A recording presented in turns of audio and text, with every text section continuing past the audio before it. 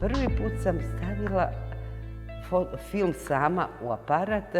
Išla sam da glumim fotografkinju, a da glumim studentkinju medicine sa jednom mojom prijateljicom i tu sam u porodilištu, što bi se reklo, onako obredno, prvi put stavila, 3 dana sam bila tamo, da promenim film sama.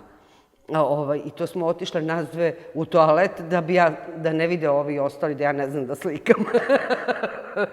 I tu sam stavila film aparat. Naravno, ti negativi su izgubili se, ali posle toga sam htjela da, to je bila već jesen, da slikam nešto i zamolila sam i da objavim, kako bi se reklo. I onda sam Jasnu Tjardović zamolila da u jukeboksu napiše da ima likovnu kritiku i slikala sam nju i malu Unu. I to je moja prva objavljena fotka. I to držala sam u laboratoriji ko Baja Patak svoj prvi $1 i bila sam srećna i onda posle sam postala fotografkinja.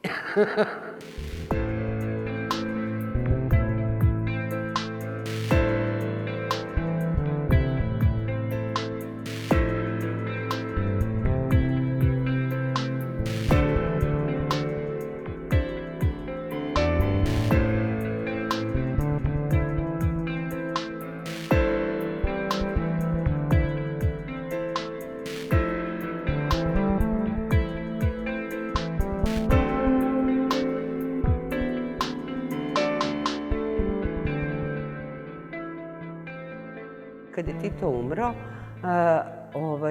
snimala izlogu i to je jedan od mojih najboljih radova po Beogradu, s tim što sam kupila 2 slajda jer sam toliko imala para. Prvi slajd je bio Efke i to je sve bilo u toplim tonovima, a kad sam potrošila taj, to mi je majstor u radnji naravno namestio u tatin fotoaparat, a drugi je bio Orvo. Tako sam pokrila u stvari i zapadno tržište, jer Efke je bila licenca Kodakova, a Orvo je istočna Nemačka. Oni su imali hladan ton i isto mi ga je stavio prodavac u fotoaparat. To je jedan dan bio, to kad sam slikala, a inače 4 dana su bili dani bola i ponosa. To je bilo vreme sahrane, jer ja znam da sam u jednom izlogu slikala, baš ovde gde je bio izlog, na televizoru je bio prenos Titovog groba i baš imam i taj deo. Tako da se može ustanoviti da je baš tada slikano kad je bila sahrana. Mislim, ja sam se šetala i odjednom videla da u gradu isti izlozi, sve isto, samo slika koja je bila u radnji, stavljena je u izlog i stavljen crni flor. I to je meni izgledalo onako paganski, na neki način, ko darovi, one kobasice i sve ostalo, namještaj i šta ja znam, farovi, ko da su Titu bili darovi od grada. I to sam slikala. Zato što sam dete SKC-a i što je konceptualna umetnost na neki način bila ugrađena u mene i samim time sam videla koncept koji može da okine.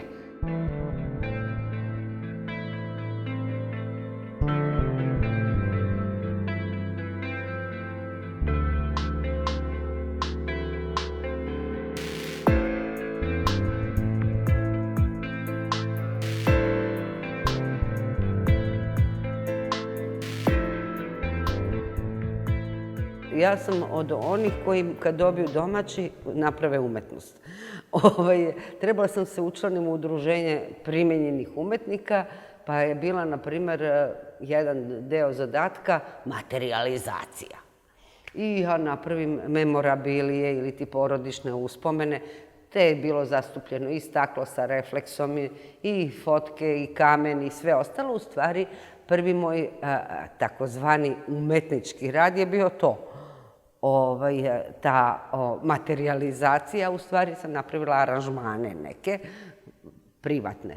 I dalje sam onda nastavila u stvari da se igram posle toga sa tim privatnim stvarima kroz umetnost. A službeno sam se dala na reportaže i ovo. Eto, to je tajna, nije nikakva posebna, od sutra sam 3 sata umetnica.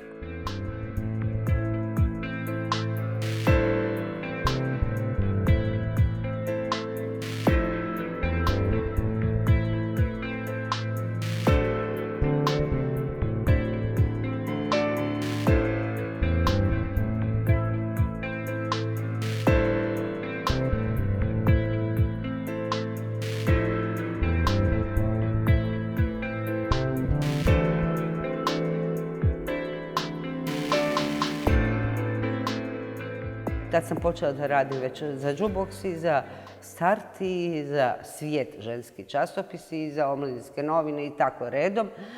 I mislim da sam u stvari pratila ritam interesovanja tih novina onim što ću fotografisati. Retko kada sam nešto slikala, jao, baš mi se slika.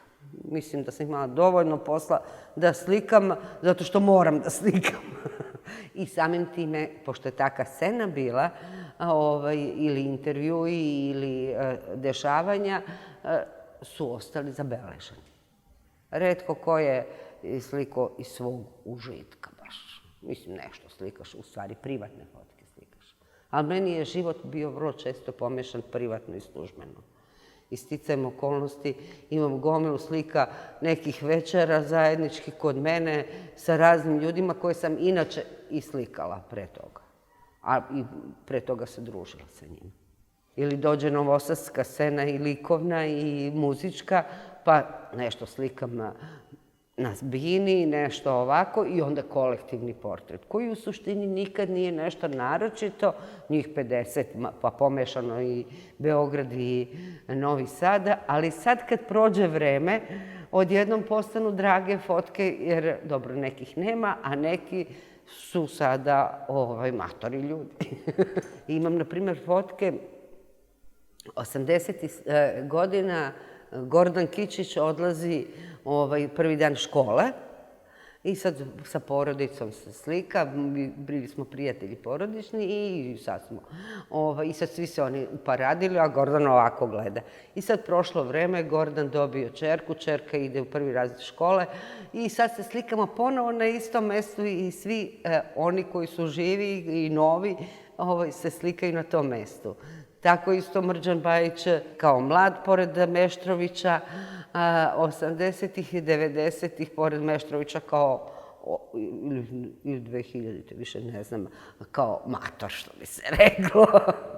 Tako da to vreme, kad dugo živiš, a žive i oni koje fotografišeš, lepo je setit se onoga što je bilo i novo napraviti u novoj situaciji, odnosno istoj novoj.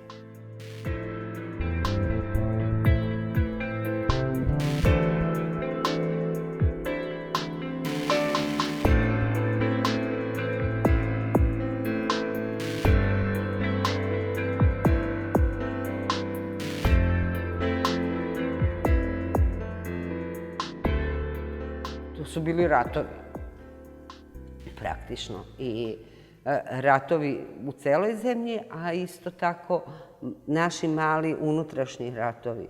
Sad ti možeš da svedočiš o tome, možeš da misliš da si u pravu, a neko drugi misli da nije u pravu, da ti nisi u pravu, da je on u pravu. Ne znam, kako sam matorija, tako mi je sve postalo relativnije. Ja sam godinama radila u vremenu od 90. do ne znam više, od osnivanja vremena, pa 17 godina sam radila, 18. U vremenu i gomila mojih fotki, kao i pokojnog Draška Gagovića, su sačuvane kao i jako puno fotografija drugih fotografa koje sam ja od njih uzimala i zahvaljujući tome su sačuvane. U samom vremenu sam izdala nekoliko fotodokumenata tokom 96. 97. i posle 5. oktobra. Znači, te 3 publikacije i taj 5. oktobar. I tu sam pozvala gomilu fotografa iz celog Beograda koji su mi izašli u susret i napravili smo jako dobre publikacije za to vreme i tu produkciju.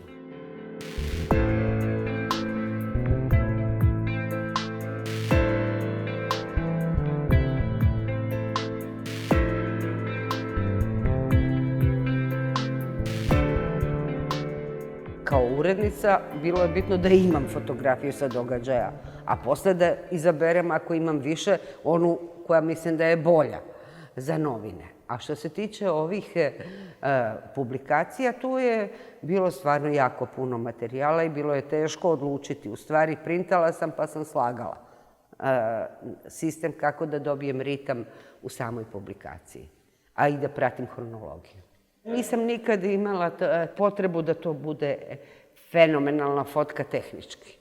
Mislim, naravno, treba da znaš da dobro uradiš, ali nekad imaš fotke koje su fenomenalne, na primjer Srđan Ilićka, Cajkan i Jure, narod sa ovim pendrecima, naravno loši bili uslovi za snimanja, a istovremeno i mala ekspozicija. I to fenomenalno izgleda kao i kapina iskrcavanja u Normandiju koje je sticam okolnosti imalo reartikulaciju pa je bilo zrnasto. Tako da tu vrlo često dolazi do tog likovnog, u stvari, momenta koji dobro prati događaj.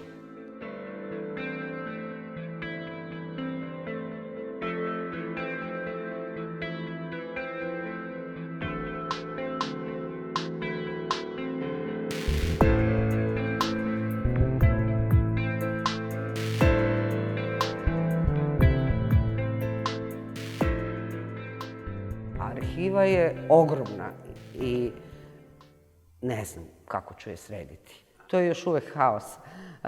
Verovatno ću u ovih meseci iskopati još svašta, jer kriteriji su različiti za skeniranje nekada, odnosno objavljivanje i izradu fotki, a drugačiji su sada.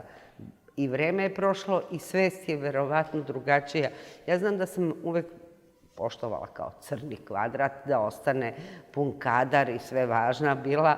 I onda gomilu fotke koje mi se bile drage, ali nisam mogla da ih objavim integralno. Sad mirno prekadriram, što bi se reklo.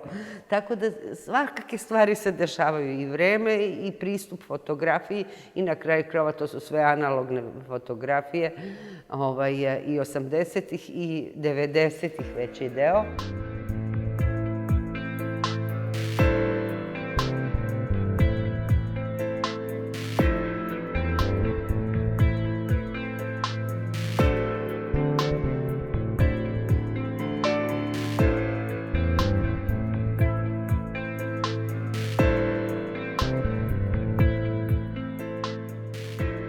Sad skeniram po decenijima, jedina je sreća što sam veći deo već stavila u spremnice i zapisala šta je gde, što je vrlo bitno. Ko je na fotki i koji datum i koje mesto. To je stvarno bitno, ali znam ja neke moje kolege, to je bilo i sveska sa opisom i sve ozbiljno. Ali ja nisam imala strpljenja, ali opet evo, sačuvalo se.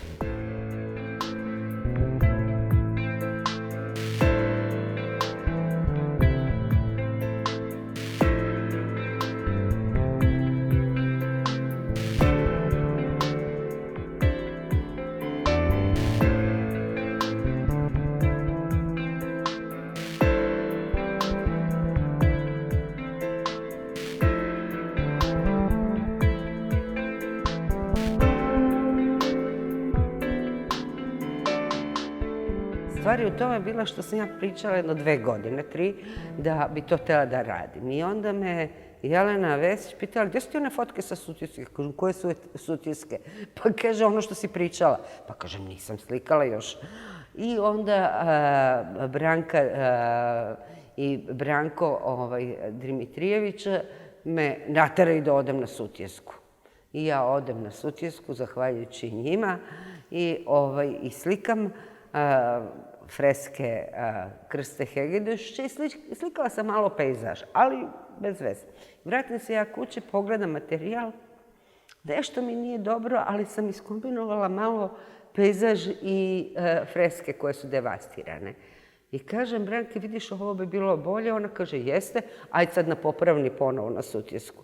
I odem ja na popravni da slikam pejzaže, ovo sam već uslikala, i stvarno tako i nastane ta serija fotografija Tihoteče Sutjeska. I tu me je stvarno impresioniralo. Slikala sam ono brdo koje je isto Krsta Hegedeš sa freskom Tita u prvom planu sliko.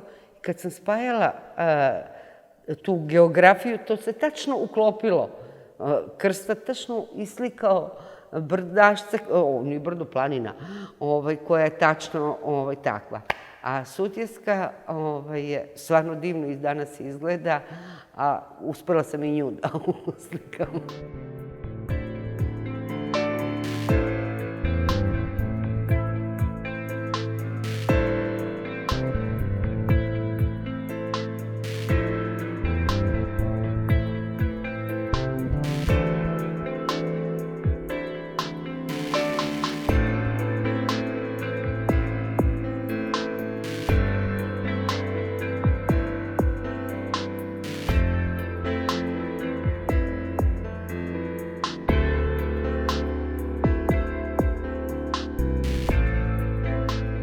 Bez obzira što ti možeš i sa malim aparatom dobro da uradiš ako dobro misliš.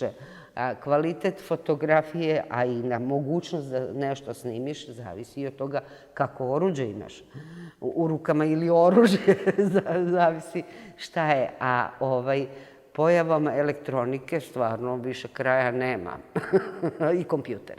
Šta ja znam, jedno 5-6 godina se aktivno ne bavim fotografijom, a nisam imala ni Facebook, a ni Instagram.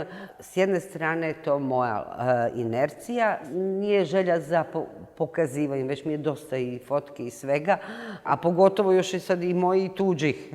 Komplikovano mi je to sve skupa. Prezasićena sam. A naravno da se pojavilo i mogućnosti i za prezentaciju. Sad ne moraš da imaš izložbu, dovoljno ti na Instagramu da staviš ili na neku, što kažeš, platformu, da te, ili da napraviš svoj sajt ili nešto, da budeš osoba koja će biti primećena i kritikovana ili hvaljena, što je verovatno mlađim ljudima vrlo bitno. I mislim, ja sam za to kad si mlad i kad hoćeš da se baviš time. Mislim da moramo da se pomirimo i sa dobrim i lošim osobinama iste te situacije. Jer s jedne strane neki, oni se međusobno i upoznaju i prijatelji tvoji vide to, a s druge strane to je prezasićenost, ali danas su svi prezasićeni, stalno nešto boljuckaju i gledaju, što je u redu. Ne smem da budem konzervativna.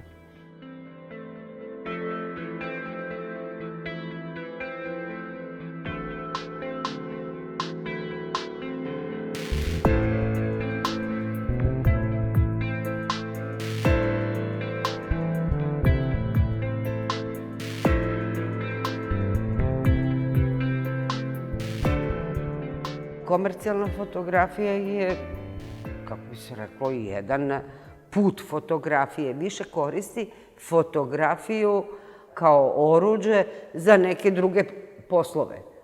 A sad sve zavisi od toga koja vrsta komercijalne fotografije. Naravno, moda i to vrlo često je autorski vrlo određena i ima dobre autore. Mislim, ti kad pogledaš, Avedon je car bio, Newton isto tako kao modni fotografi, a i kod nas danas imaš dosta fotografa koji su prvenstveno modni, a onda posle danas sutra možda će biti istorija. Naprimjer, Nebojša Babić je osoba koja je fotografisala ceo javni Beograd na neki način, a mnoge fotke će za, naprimjer, 20 godina, 30 godina biti neka vrsta istorije, ko Milan Jovanović, što je i slikao. Sad ti možda voliš to, možda ne voliš, ali je to jedan autorski rad. Lično nisam bila zainteresovana.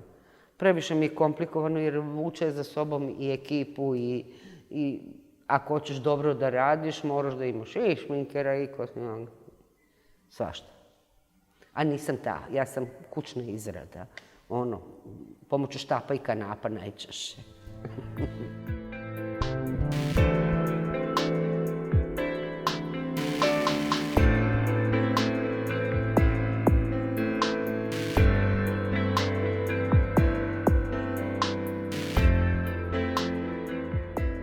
Naravno se preispituješ bilo šta i kad hoćeš da napišeš rečenicu, prizivaš se raznih stvari da bi se setio.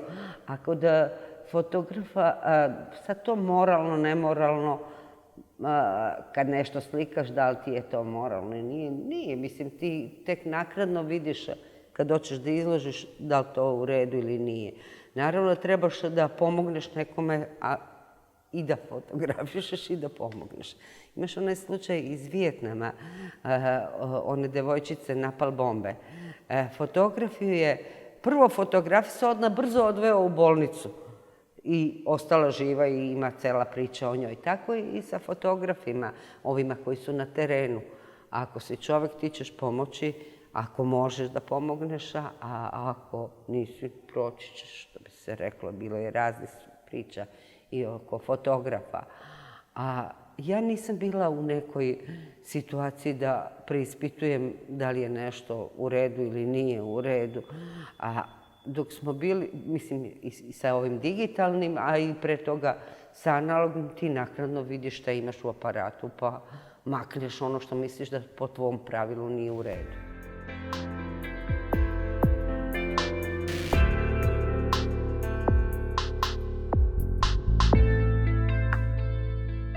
Fotografija jeste ono što ti je u glavici. Tu najbolje vidiš kako ko misli, onako kako fotografiše.